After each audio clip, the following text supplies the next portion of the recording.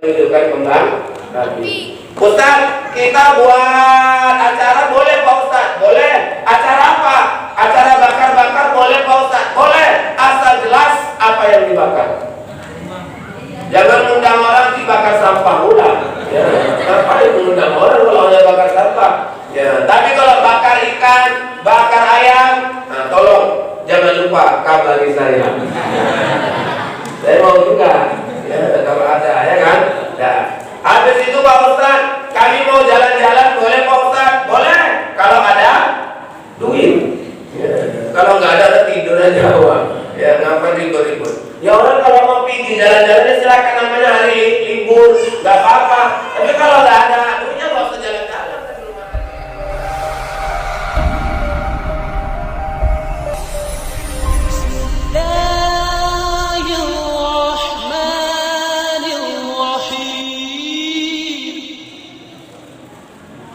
Bismillahirrahmanirrahim. Assalamualaikum warahmatullahi wabarakatuh.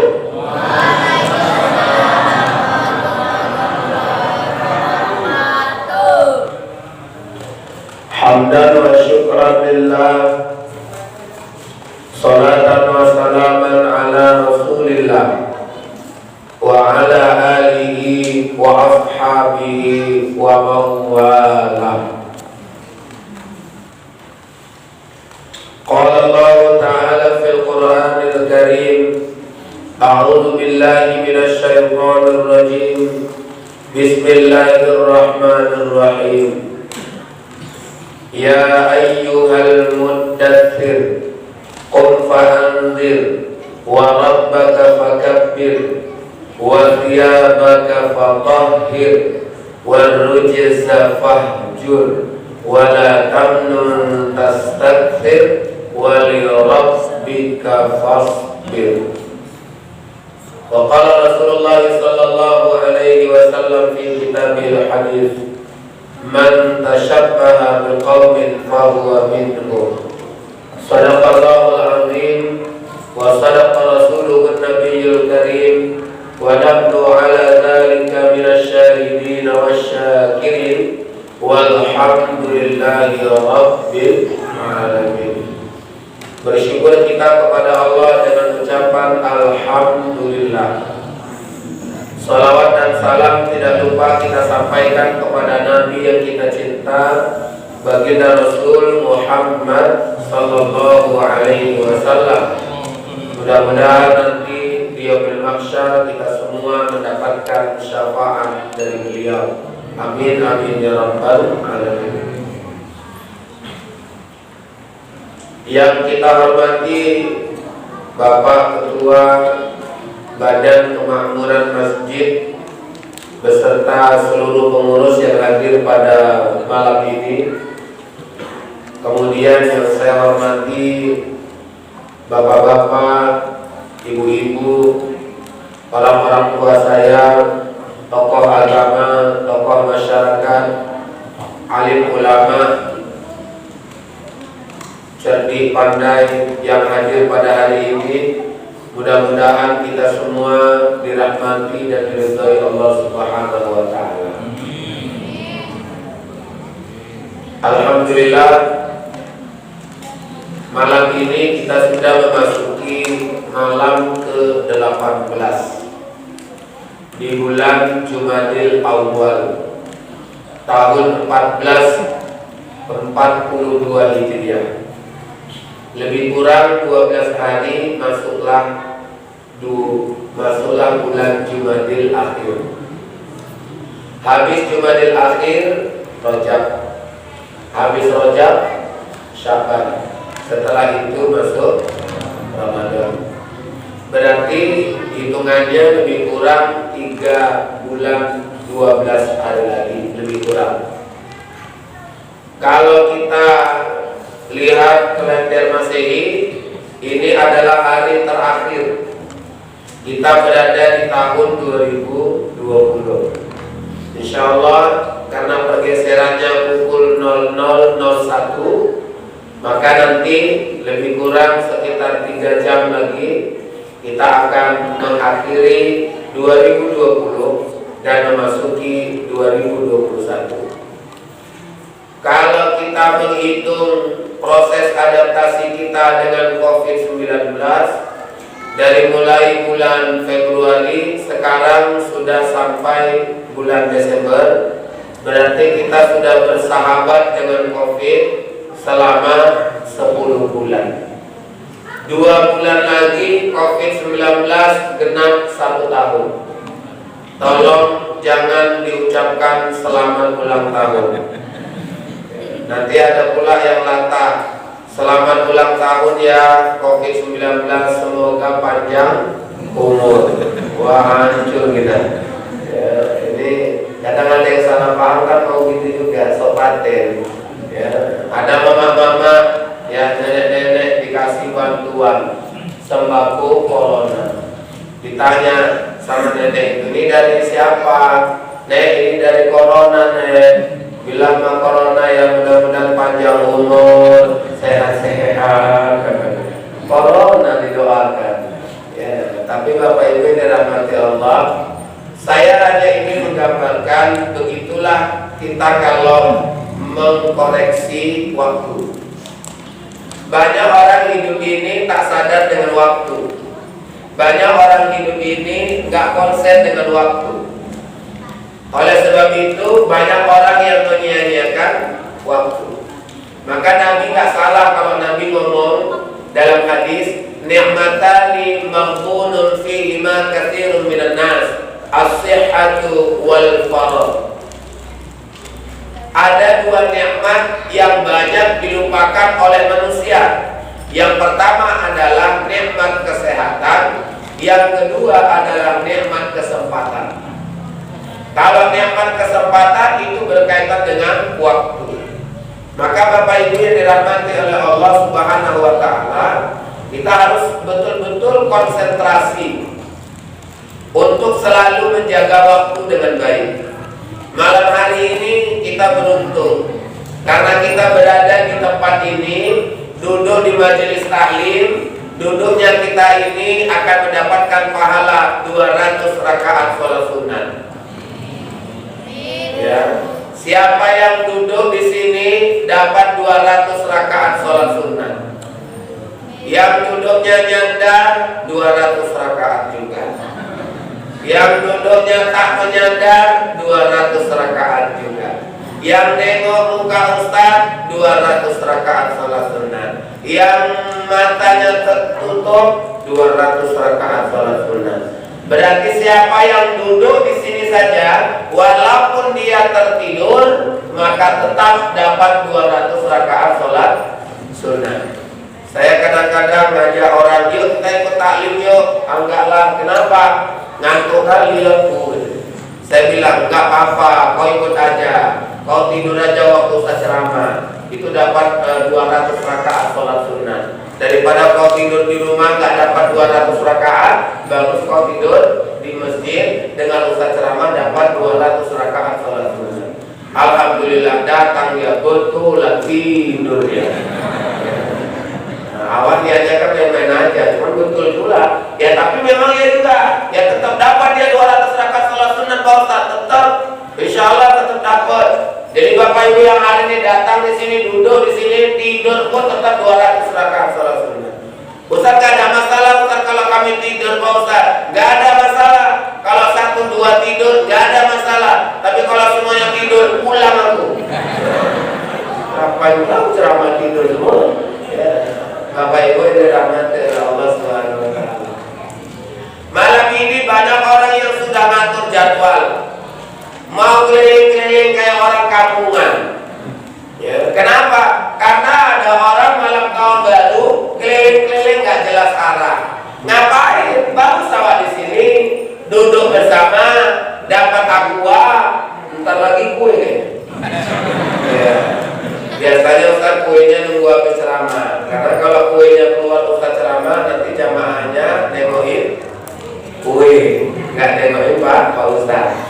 Nah kita duduk di sini dapat minuman, insya Allah dapat makanan, habis itu dapat ilmu. Jumpa sama Pak Ustadz, ya, walaupun ada yang nengokin muka aku, ini Ustadz enak gak ini, enak gak ini. Nah ada, aku tengok mata-matanya ini penasaran ini. Ya di luar ini banyak gak enak ini. Ya, tapi Bapak Ibu, perkara enak atau tak enak gak usah pikirin. Yang penting dapat ilmu. Nah, kita yang hadir di sini ini adalah bagian dari orang-orang yang bisa memanfaatkan waktu dengan baik. Nah, kita duduk di sini, kita duduk di majelis taklim, ini sebuah kebaikan. Dan alhamdulillah hari ini kita kumpul di sini untuk menghindari keliaran yang tak jelas arah. Saya sudah buat video di YouTube. Saya membahas tentang apa yang dilarang di malam tahun baru. Yang dilarang di malam tahun baru itu ada dua. Pertama adalah niup trompet, yang kedua adalah menghidupkan kembang api. Niup trompet itu tradisi orang Yahudi. Menghidupkan kembang api tradisi orang Majusi. Dalam hadis riwayat Abu Daud, Rasulullah SAW bersabda, "Man tashabbaha biqaumin fahuwa minhum." Barang siapa menyerupai suatu kaum maka dia termasuk dalam golongan mereka.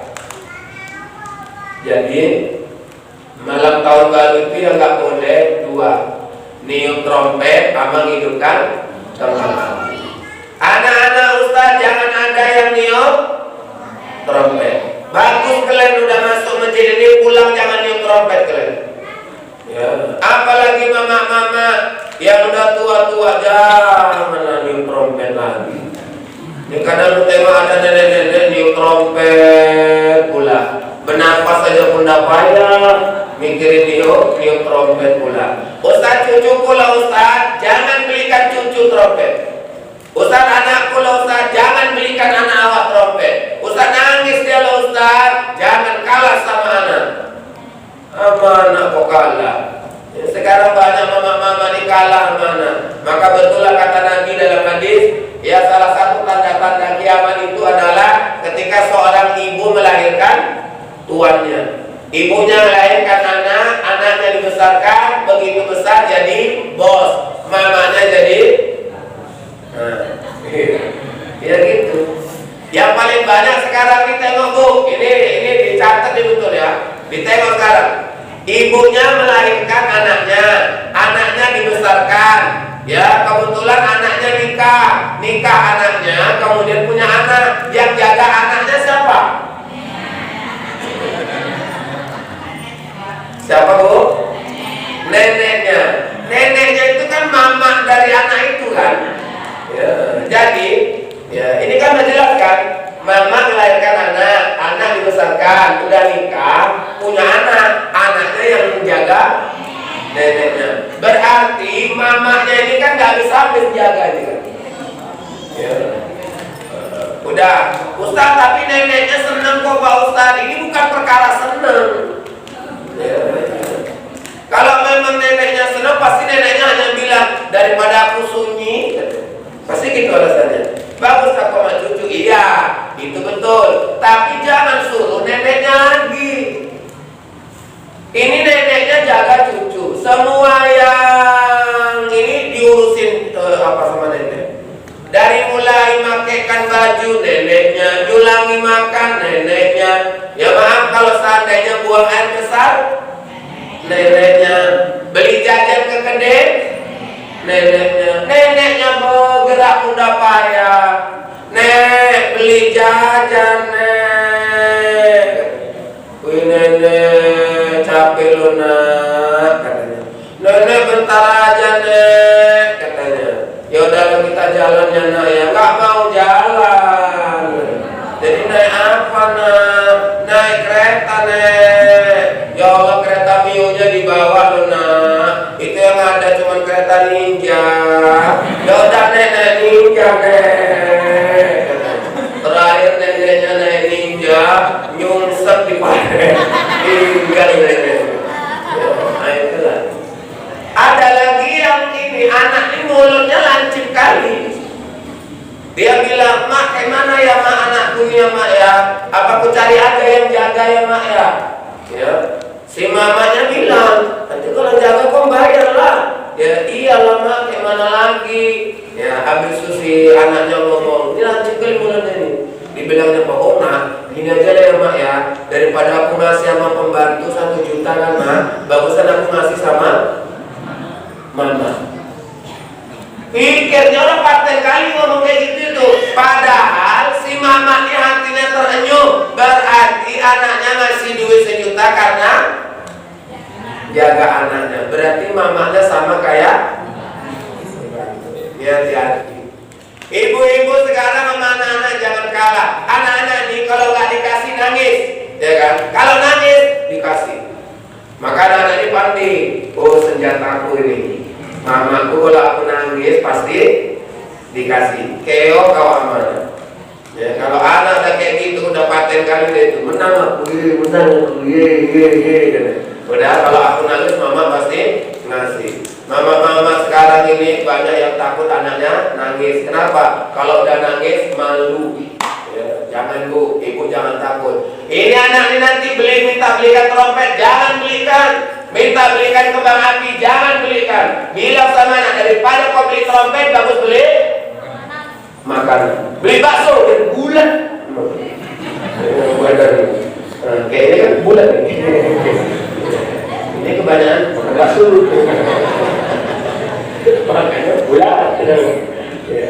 Tapi memang ya Bapak Ibu yang dirahmati Allah, ya gitu. Ya, cara kita itu harus ada mengantisipasi supaya anak-anak ini, ya supaya anak-anak ini tidak diprotes. Harus tahu kita. Jangan ustaz lagi yang mikirkan, ya kita sendiri lah mikirkan. Ya kalau ustaz terus semuanya suruh mikirkan, ya kapalah dunia persilatan. Ya, tidak ustaz hanya ngasih tahu jangan niup trompet, jangan menunjukkan kembang api. Ustaz, kita buat acara boleh Pak Ustaz? Boleh. Acara apa? Acara bakar-bakar boleh Pak Ustaz? Boleh. Asal jelas apa yang dibakar. Jangan undang orang dibakar sampah ulang. Ya, ngapain mengundang orang kalau hanya bakar sampah? Ya, tapi kalau bakar ikan, bakar ayam, nah tolong jangan lupa kabari saya. Saya mau juga. Ya, kalau ada, ya kan? Ya. Habis itu Pak Ustaz, kami mau jalan-jalan, boleh Pak Ustaz? Boleh, kalau ada duit. Ya. Kalau nggak ada tidur aja uang. Ya, ngapain ribut-ribut? Ya orang kalau mau pergi jalan-jalan silakan, namanya hari libur, nggak apa-apa. Tapi kalau nggak ada duitnya nggak usah jalan-jalan, di rumah aja. Aktivitas yang nggak boleh di malam tahun baru itu cuma 2, meniup trompet, hidupkan kembang api.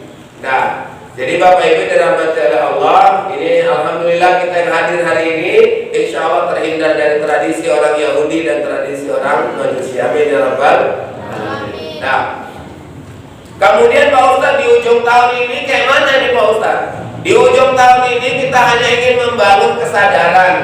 Kita ingin membangun kesadaran dalam diri kita bahwa waktu berjalan itu tak boleh sia-sia. Dan kemudian kita juga hidup ini jangan terlena dengan waktu. Allah di dalam Al-Quran banyak bersumpah atas nama waktu.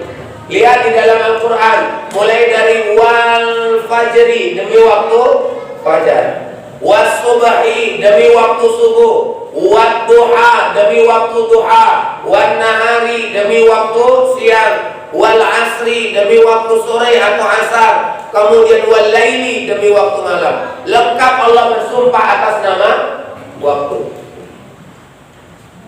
Dalam tafsir Jalalain yang dikarang oleh Imam Jalaluddin As-Suyuti dan Jalaluddin Ar-Ramli disebutkan apa? Kalau ada Allah bersumpah atas nama selain dirinya, berarti Allah ingin tunjukkan bahwa yang dijadikan sebagai landasan sumpah itu memiliki manfaat yang sangat luar biasa. Kalau Allah bersumpah atas nama waktu, itu artinya Allah pengen kasih tahu sama kita, hambaku, itu yang namanya waktu itu manfaatnya sangat besar dalam hidup. Tapi Ustaz, ada juga kok Allah bersumpah atas nama yang lainnya? Ada. Apa contohnya? Ya, buat ini, buat zaitun. Demi buatin dan buat zaitun. Itu artinya apa? Allah pengen kasih tahu besar. Harun Yahya menguraikan manfaat buah tin dan buah zaitun itu sangat luas. Tapi yang paling populer sama kita itu buah zaitun. Tengoklah zaitun itu Pak, jadi obat iya. Ya, kemudian ini untuk gatal-gatal iya. Sampai-sampai orang kalau berangkat ke tanah suci, balik ke tanah air itu hampir dipastikan bawa minyak zaitun. Dan alhamdulillah lagi sekarang tukang kosok pun nggak pakai lagi minyak makan sama bawang, tapi pakai minyak zaitun. Ustaz kok tahu aja Pak Ustaz? Saya kan pernah kosok. Biasanya wawa itu kosok saya itu pakai minyak makan sama bawang. Ya, rupanya pasar itu dia bilang Ustaz, ya Wak, ini Ustaz alhamdulillah Ustaz udah gak pakai minyak makan sama bawang lagi Pak Ustaz. Oh iya Wak, baguslah Wak. Jadi pakai minyak apa Wak? Minyak zaitun Pak Ustaz. Oh mantap lah ya. Iya Pak Ustaz. Tapi Pak Ustaz, minyak zaitun ini mahal nih Pak Ustaz. Nanti kode Pak, supaya tarifnya naik. Jadi memang tukang kosong itu harus pandai. Ya, kalau nggak pandai-pandai bahaya. Ya, jadi minyak zaitun itu sudah sangat populer dalam kehidupan kita karena pemanfaatnya yang sangat besar. Begitulah dengan waktu. Maka orang yang baik di hadapan Allah kata Nabi bukan orang yang paling panjang umurnya, Bapak Ibu, tapi orang yang paling baik amal kebaikannya. Karena Nabi pernah ditanya sama sahabat, ya Rasul, siapakah orang yang paling baik di hadapan Allah? Kata Rasul, orang yang paling baik itu bukan orang yang paling panjang umurnya, tapi orang yang paling baik itu adalah orang yang paling banyak amal kebaikannya. Ini mohon maaf kepada kita yang usianya sudah tua, jangan merasa bahwa kita tua, panjang umurnya, kita lebih baik daripada yang muda. Jangan. Ustaz Jeffrey Al-Bukhari meninggal di usia 40 tahun. Pendek ya Pak Ustaz? Ya. Tapi apakah Ustaz Jeffrey Al-Bukhari tidak lebih baik dari kita yang sekarang umurnya 60? Belum tentu. Ustaz Arifin Ilham meninggal 49 tahun. Apakah Ustaz Arifin Ilham tidak lebih baik dari kita yang umurnya 70 sekarang? Belum tentu. Di Medan di Sumatera Utara, Ustaz Sofyan Saha 46 tahun tinggal. Ustaz Suryanda Lubis 43 tahun tinggal. Ustaz Syahrina Lubis 45 tahun tinggal. Ustaz Pandi Ilham sekitar 43 tahun tinggal. Ini ustaz-ustaz di Sumatera Utara ini banyak yang tinggal muda. Makanya aku pun lumayan gini-gini juga. Ya, ini banyak ustaz yang tinggal muda-muda ini. Ya, makanya aku pun agak hati-hati juga. Ada yang nanya, Ustaz kenapa banyak ustaz muda-muda tinggalnya? Saya bilang, ustaz banyak tinggal muda itu karena dimanjakan sama jamaah. Coba tengok Pak, rata-rata penyakit ustaz itu kalau nggak gula, kolesterol, darah tinggi. Itu dari jamaah semuanya itu. Ya, kenapa kok gitu Pak Ustaz? Ya iyalah. Coba kalau seandainya ceramah, pasti dihidangkan minuman 2 jenis. Pertama air putih, yang kedua teh manis. Di sinilah belum ada. Ya, tapi jamaah sini baik-baik, dapat aku. Alhamdulillah. Ya. Kalau kami jadwal ceramah 1 hari itu 5 kali, dikasih teh manis semua, apa nggak 5 gelas kami tiap hari? 5 tahun ceramah kena gula. Ya, makanya saya kalau dikasih teh manis pun nggak saya minum itu Pak. Makanya saya selalu bilang sama jamaah, semuanya jamaah agak kreatif, entah jus gitu. Ya, jangan pikirkan kali, kalau ada masuk terus. Apalagi ceramah, sering kali diajak makan. Nanti awal ceramah 1 minggu asik makan aja itu Pak. Ya, arisan, ya macam-macam arisan, makan aja. Ceramah nanti jam 11 selesai, jam 12 makan dulu Ustaz sebelum sholat, makan apa? Ceramah jam 2, setengah 2 nyampe, sebelum ceramah Ustaz makan dulu ya Pak Ustaz baru ceramah. Kita bilangnya kan jujur, maaf ya Bu, saya tadi baru aja makan. Ya ini kenyang kali nih Bu, Ustaz sedikit aja lah Pak Ustaz katanya. Ya Allah Bu, kenyang kali loh Bu. Apa kata ibu itu? Iyalah Pak Ustaz, mentang-mentang di rumahku nggak mau makan. Awak dengar kayak gitu gak tega juga terakhir maka juga dalam hati ngomong maunya ibu dipaham bontot gitu ya kalau bontot kan pahalanya nambah Pak, karena kalau bontot pasti istri saya pun makan, kalau bontotnya 2, kalau bontotnya 3 anak saya bisa makan. Jadi kalau bapak mau bontotin saya tolonglah dihitung ya, mau saya sama istri saya aja tapi bapak ibu dalam hati Allah, jangan mengukur umur kita itu dari panjang atau pendek, karena yang panjang umur belum tentu lebih baik daripada yang pendek umur. Jangan awak terlalu baper kali, wih Allah dia masih muda meninggal ya. Allah tuh tahu, oh dia ninggal karena Allah sayang. Nanti kau kalau panjang sedikit lagi aja, jatuh kau ke kemaksiatan, habis kau masuk neraka. Jadi kau yang tua-tua ini kayak mana Pak Ustaz? Hanya aku gak bisa jelaskan kayak mana, tergantunglah orangnya ya kan Pak.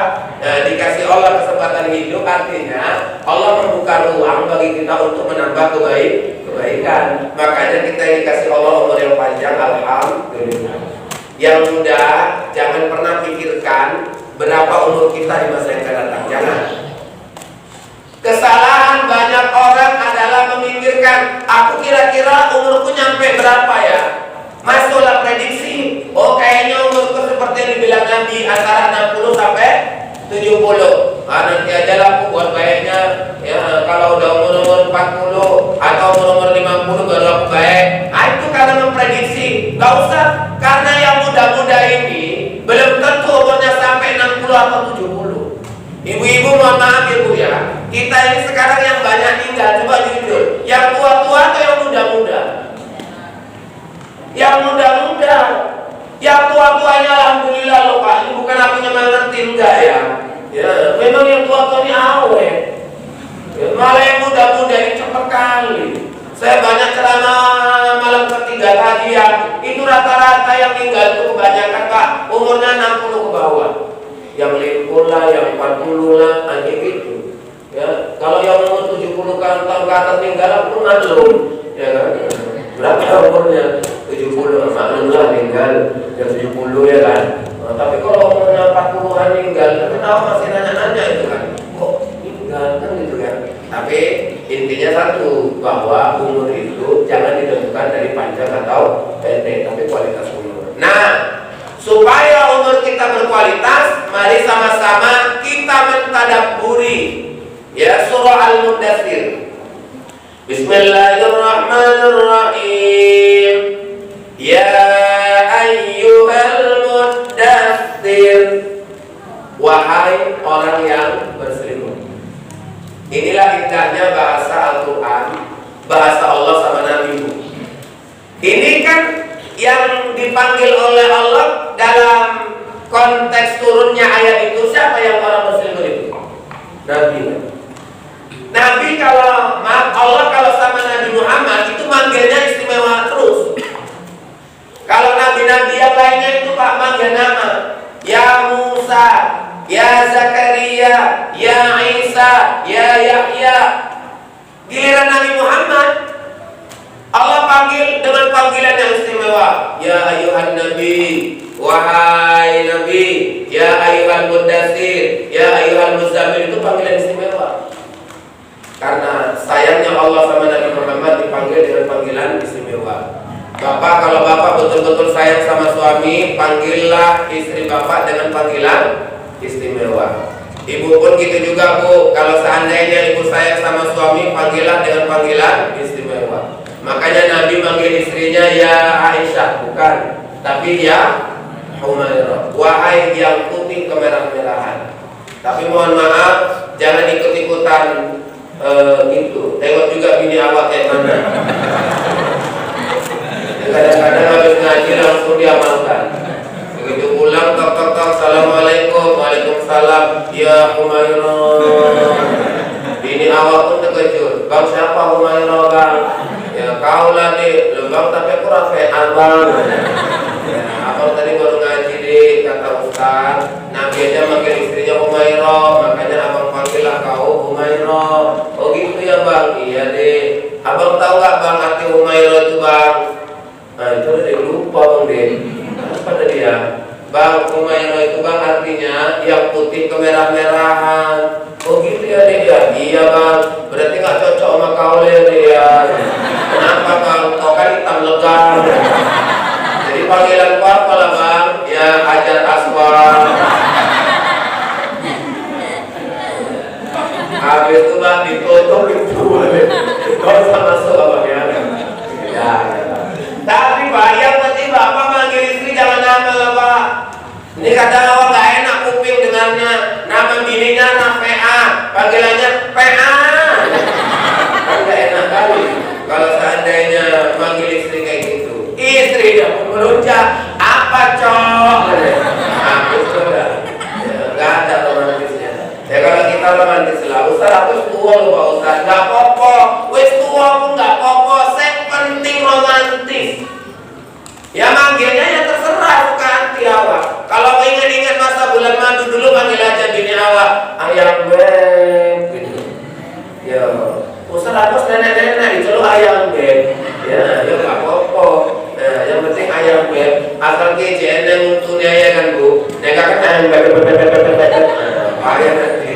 Ya, karena habis giginya. Tapi bapak ibu, Allah manggil Nabi itu dengan panggilan istimewa, ya ayyuhal mudatsir, wahai orang yang berselimut. Siapakah orang yang berselimut? Yang dimaksud dalam ayat itu dalam konteks asbabun nuzul, sebab turunnya, ya itu yang dimaksud itu adalah Nabi.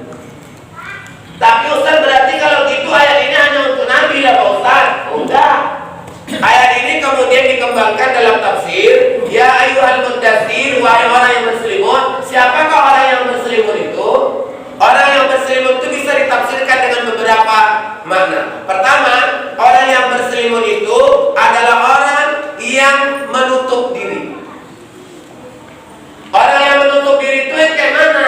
Ya, orang yang kalau bahasa kita ini ibaratnya kurang pergaulan. Itu orang yang menutup diri. Baru yang kedua, ada yang dimaksud orang berselimut itu siapa? Orang yang tak mau peduli. Apapun kejadian di tempat dia tinggal, nggak open. Baru yang ketiga, orang yang dikatakan berselimut itu adalah orang yang selalu menutup mata. Tak bisa melihat kanan, tak bisa melihat kiri. Pokoknya dia itu hidup hanya untuk menjalani kehidupannya sendiri. Itulah orang-orang yang berselimut. Maaf Bapak Ibu ya, kalau seandainya ada orang yang masuk dalam kategori itu di zaman sekarang, berarti dialah orang-orang yang berselimut. Kalau ada orang yang selalu menutup diri di lingkungannya, ada orang yang selalu tak peduli dengan keadaan sekitarnya, ada orang yang menutup mata dengan kemaksiatan keburukan yang ada di sekitarnya, berarti itu adalah orang-orang yang berselimut. Lantas kalau begitu gimana Pak Ustaz? Loh, dengar apa kata Allah selanjutnya? Ya ayyuhal mudatsir, wahai orang yang berselimut, qum fa'anzir. Ada dua perintah di sini. Pertama adalah qum. Qum itu artinya bangun. Kalau bahasa motivasi, bangkit. Qum, bangun. Fa'anzir, maka berilah peringatan. Ya, awal disuruh bangun. Bangun itu indikatornya apa Pak Ustaz? Bangun itu indikatornya adalah bagaimana kita bisa menggerakkan tubuh, membuka mata dan bergerak. Itulah bangun. Coba Bapak punya anak misalnya, nah bangun nah. Apa jawaban anak? Iya ya. Nggak gerak. Apakah itu disebut bangun? Tidak. Itu disebut membuka mata. Ya. Tapi kalau belum bergerak, belum beranjak, berarti dia belum disebut bangun. Maka kalau kita ini hidup di akhir tahun, menuju tahun yang baru, kita harus apa? Pahami bahasa Al-Quran. Qum, bangun.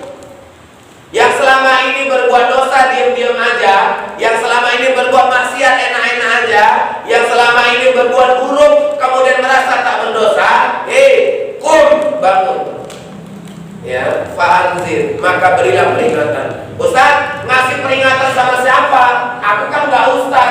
Ngasih peringatan itu ada dua, minimal baru kemudian untuk orang lain. Kalau bisa untuk diri kita, alhamdulillah, baru kemudian kita luaskan untuk orang lain. Tapi kalau misalnya Ustaz, aku untuk orang lain gak bisa lah Pak Ustaz, kayaknya untuk aku aja lah Pak Ustaz. Yaudah, gak apa-apa. Bangun, bergerak, bangkit, semangat, baru kemudian kasih peringatan untuk diri kita dan juga untuk orang lain. Muncul pertanyaan, Ustaz, aku kalau masih peringatan untuk diriku, apa yang mau aku peringatkan? Lihat ayat selanjutnya. Apa kata Allah?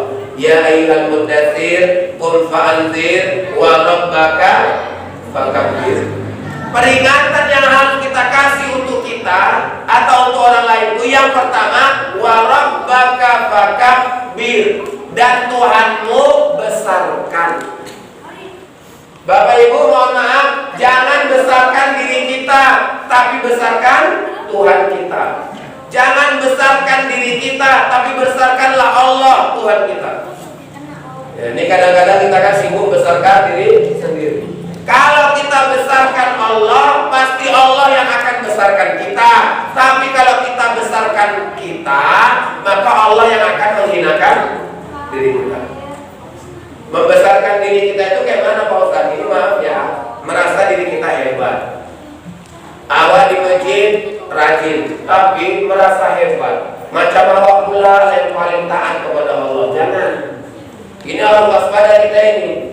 Jangan nanti bapak rajin ke masjid, tiap hari ke masjid, tapi muncul kesombongan. Hati-hati ya. Ingat di dalam hadis Rasulullah SAW bersabda, "Man kana fi qalbihi misqala dzarratin min kibrin la yadkhulul jannah." Barang siapa yang di dalam hatinya terdapat kesombongan, walaupun sebesar biji zarrah, tidak akan pernah masuk surga. Ini mohon maaf lahir batin Pak, kalau awak rajin ke masjid sombong, ini bahaya. Ya, bahaya. Merasa awak yang paling bagus di masjid, merasa awak yang paling rajin ke masjid, sehingga nengok orang yang gak rajin itu sepele. Ya, sebenarnya ya kita melihat orang yang gak ke masjid itu kan Pak, ya jangan kita merasa diri kita hebat, ya. Tapi melihat orang yang tidak rajin ke masjid seperti jamaah tabligh aja, ajak mereka datang ke masjid. Udah selesai. Jangan diceritain di masjid. Nanti karena kita merasa kita rajin ke masjid, dia nggak rajin ke masjid, kita ceritain, akhirnya dia nggak datang ke masjid. Ditanya, wah kenapa wah nggak ke masjid, wah? Ah enggak lah. Kenapa wah? Aku nggak ke masjid aja udah viral. Gua kok tahu, orang itu ceritain aku aja di masjid. Kan berarti nama aku udah viral di masjid. Oh gitu Pak ya, iya. Maunya Pak, kalau ada saudara kita yang tak mau ke masjid, Bapak yang biasa jadi imam, tolong bacakan Fatihah di setiap habis sholat. Misal, habis sholat, ya Allah, berikanlah hidayah kepada saudara kami yang belum terbuka hatinya untuk sholat berjamaah di masjid. Al-Fatihah. Kalau bisa buat mic keluar, biar denger dia. Ya, lu kan seneng kan Pak kalau digituin. Bapak lah gak rajin ke masjid difatihahkan, kan seneng kan? Ya, paling mikir, ini aku kayak orang meninggal aja daripada orang meninggal. Ya, enggak. Supaya dapat hidayah, awak fatihahkan. Lu daripada yang rajin ke masjid nyeritain di masjid kan dosa. Masa awak rajin ke masjid nyeritain orang? Sambil tunggu waktu isya nyeritain orang, ngapain? Ya udah, nanti ada pula yang baru datang ke masjid mau tobat ini. Yang rajin ke masjidnya ada sok-sok patennya juga. Begitu bapak-bapak datang mau tobat, mau mulailah rajin ke masjid. Begitu masuk, Assalamualaikum. Yang rajin ke masjid langsung ngomong, Waalaikumsalam. Baru nampak bapak ya. Iya, akhirnya mau mulailah ke masjid. Pantesan bapak datang, goyang masjidnya. Besok itu bapak gak akan datang lagi itu. Ya, wah kenapa gak ke masjid lagi wah? Enggak lah kok gitu wah. Ya iyalah orang aku datang sekali aja kata orang tuh goyang masjidnya. Kalau aku tiap hari datang apa gak roboh masjid itu? Ya kasihan lah PKM-nya asing bangun masjid. Bapak Ibu, ini mohon maaf ya. Jangan besarkan diri kita, tapi besarkan Allah. Kalau kita rajin ke masjid, alhamdulillah, Allah masih memberikan kenikmatan masjid, bersyukur. Ibu-ibu misalnya yang cantik, jangan sombong. Karena kesombongan itu yang membuat kita tidak disukai banyak orang. Banyak orang yang katanya cantik tapi orang gak suka sama dia. Ya. Aku males berkawan sama ibu itu. Apa? Orangnya cantik tapi mulutnya lancip. Ya. Nah, ada lagi yang bilang enggak lah aku berkawan sama dia. Kenapa? Karena cantik tapi sombong. Ya. Ya masih lumayan. Dia cantik, sombong. Ada yang gak mukanya. Ya, sederhana sombong pula ya kan. Ada. Tapi jujur, orang yang sombong itu ya pasti dia sedang membunuh dirinya sendiri. Ya, abang ini misalnya ganteng, sombong lah. Nanti bininya jelek. Ya, loh, buktinya kan banyak. Orang yang ganteng bininya jelek. Orang yang jelek bininya cantik. Kenapa? Karena yang ganteng sombong-sombong. Yang gantengnya kan sombong. Allah aku ganteng aja kok. Pasti cewek-cewek nanti banyak yang ini, ya banyak yang suka amaku. Ya. Akhirnya yang ganteng santai. Sementara yang jelek sadar. Oh, mukaku udah jelek. Kalau biniku jelek, ya anakku mau kayak mana lagi bentuknya. Dan terakhir yang jelek pun berikhtiar lah dia. Berusaha sekeras mungkin dicarinya yang cantik-cantik. Alhamdulillah rupanya ketangkep juga yang cantik itu. Yang ganteng pun bingung loh, yang cantik pun santai gitu. Akhirnya yang ganteng ini tinggal ngambil, kalau yang elek pun jadilah. Makanya banyak yang ganteng dapat yang elek. Kalau nggak percaya Pak, nanti fotoan aja sama istri Pak. Masuk lagi yang ini yang cantik itu gitu juga. Karena dia merasa cantik ya, banyaknya nih cowok yang mau sama aku. Rupanya yang ganteng udah disahabat sama yang jelek. Tinggal yang ini. Ya, tapi Bapak Ibu begitulah hidup ini. Makanya jangan kita suka menyombongkan diri. Kalau kita menyombongkan diri, maka itu akan menjerumuskan diri kita sendiri. Nah itulah dia.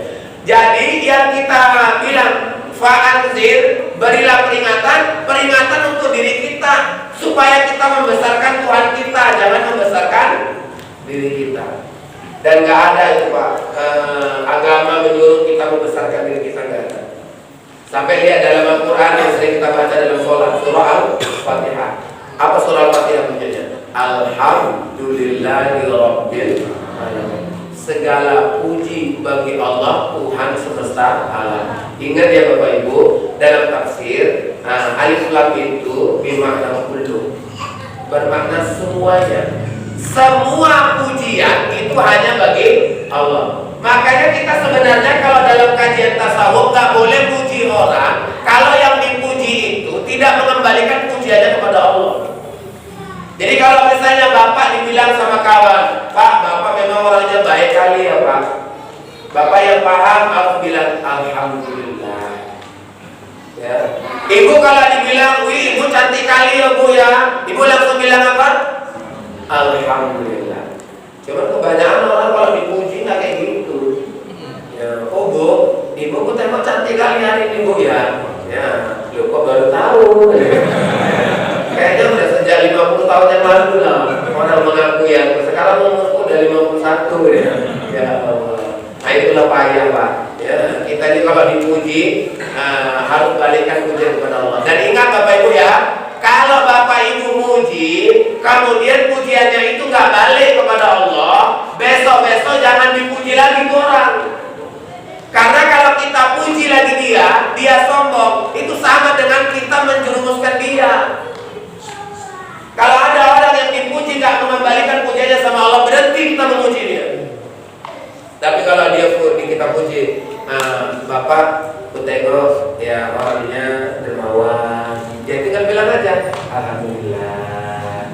Ya kan berarti kan kedermawanan itu kita kembalikan kepada Allah. Artinya pemahamannya Pak, kalau Bapak dibilang Bapak orangnya dermawan ya Pak, Alhamdulillah, berarti Bapak mengembalikan pujiannya kepada Allah. Sesungguhnya kedermawanan kita itu atas gerakan dari Allah. Allah yang gerakan kita, bukan yang lain. Nah, oke. Wa rabbaka fakabbir, dan Tuhan membesarkan. Itu peringatan pertama. Maka di malam tahun baru ini menuju besok tahun baru, kita kasih peringatan untuk diri kita. Jangan besarkan diri kita, tapi besarkanlah Allah. Yang kedua, apa peringatan lagi yang harus kita berikan untuk kita dan orang lain, Pak Ustaz? Wasiyabaka fatahhir, dan pakaianmu bersihkan. Pakaian itu ditafsirkan dengan dua. Pertama pakaian lahir, yang kedua pakaian batin. Kalau pakaian lahir, Bapak belajar fikih. Bagaimana bersihkan najis, udah selesai. Najis itu harus hilang rasa, bau, dan warna. 3 yang harus hilang. Ya, karena najis itu nampak. Makanya kalau kita kena najis, hilang rasa, bau, dan warna. Nah, kalau ada yang kena najis misalnya, itu harus dipastikan hilang yang 3 itu. Ya, kalau orang Indonesia memastikannya macam-macam. Misalnya dia buang air besar, kemudian dia memastikan dia pakai sabun. Kalau orang di luar negeri sana nggak pakai kayak gitu. Orang tuh pakai tisu aja. Ya, saya pun kadang-kadang bingung kalau ke luar negeri. Pernah saya turun dari pesawat mendarat di Korea Selatan. Begitu mendarat di Korea Selatan, langsung namanya di pesawat kan nahan-nahan walaupun bisa di pesawat ini, tapi turun buang air kecil lah gitu kan. Begitu buang air kecil, awal biasa di sini kan kalau yang kalau itu kan ada dipencet keluar air gitu kan, pencet keluar air, ini nggak ada. Buang air besar, buang air kecil. Ini klosetnya pakai tombol-tombol semua. Buang air besar. Ya, ada kawan masuk ke toilet itu, dia bahasa Inggris agak kurang paham. Karena sesak kali duduk aja dia. Begitu udah siap dia pun bingung, gimana nih? Gak ada apa-apa nih, gayung gak ada. Ya, dalam arti apa mana ada di hotel bintang 5 gayung. Ya kan, nah, udah. Terakhir manggil saya, Uji, iya bang. Loh, abang kamar mandi kok cakap-cakap? Iya ini kayak mana nih, abang gak tahu ini. Rupanya apa, gak paham deh dia. Awal disuruh masuk. Ya, terakhir aku tengok juga lah. Bang ini bang pakai tombol bang, abang klik tombol on, ya kan, habis itu abang clean, ya bersihkan tuh bersih bang. Jadi kenapa ini namanya istinjanya kayak mana? Katanya. Rupanya pak modelnya itu kalau dipencet clean itu keluar bersih dari belakang ini, nyariin lubang kubur kita, kita bintek dia duduk dia keluar dari gini.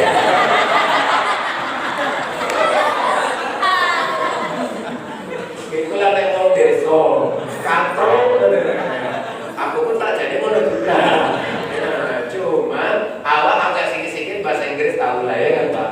Ya itu orang sana nggak model kita.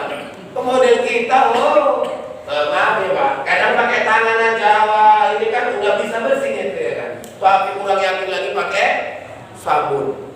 Ya asal jangan pakai Baiklin aja lah. Ya apa melempung gitu Pak. Ya, tapi Bapak Ibu, kalau pakaian zahir itu cukup bersih najis. Tapi yang paling susah membersihkan itu pakaian batin. Ya. Itulah yang menyelimuti batin kita, yang menutupi batin kita.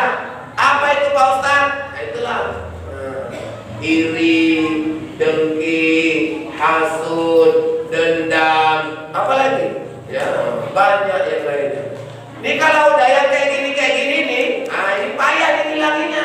Kalau udah payah ngilanginnya, nah kita mikir. Makanya Imam Al-Ghazali sampai nulis kitab Tazkiyatun Nafs, membersihkan diri, ya, atau membersihkan jiwa. Jadi ada buku itu untuk apa? Supaya kita ini bisa membersihkan diri kita, membersihkan jiwa kita. Karena Bapak Ibu yang dirahmati oleh Allah Subhanahu wa taala, kita ini tugas kita sekarang ini adalah bagaimana kita membersihkan diri kita, yakni membersihkan hati kita. Di malam tahun baru ini, besok udah masuk tahun baru, sama-sama kita bersihkan hati kita. Ingat ya, dalam Al-Quran Allah berfirman dalam Quran surah Asy-Syu'ara ayat 88-89. Yauma la yanfa'u malun wa la banun illa man atallaha biqalbin salim. Nanti akan ada suatu hari di mana harta kita, anak-anak kita tidak bermanfaat sedikit pun, illa kecuali barang siapa yang datang menghadap Allah dengan hati yang bersih. Maka pakaian batin itu adalah hati. Hindarkanlah hati kita dari penyakit iri dan dengki. Ada riwayat menceritakan Rasulullah masuk ke masjid, kemudian Rasul bilang, nanti akan datang sebentar lagi calon penghuni surga. Sahabat kan penasaran, siapa calon penghuni surga yang masuk Rasul ini? Rupanya datang seorang sahabat. Nah kemudian penasaran ini, nggak pernah jumpa ini, siapa ini? Kemudian ada sahabat yang berusaha menelusuri, kenapa kok dia dibilang Nabi sebagai calon penghuni surga? Datang ke rumahnya, menginap 3 hari 3 malam di situ, pura-pura jadi musafir. Akhirnya Bapak Ibu, dia tidak menemukan ada ibadah yang istimewa. Aku tengok sholat duha pun biasa aja 2 rakaat itu pun hari ini sholat, besok enggak, besoknya baru sholat. Kemudian sholat tahajud gitu juga, kita tengoknya enggak ada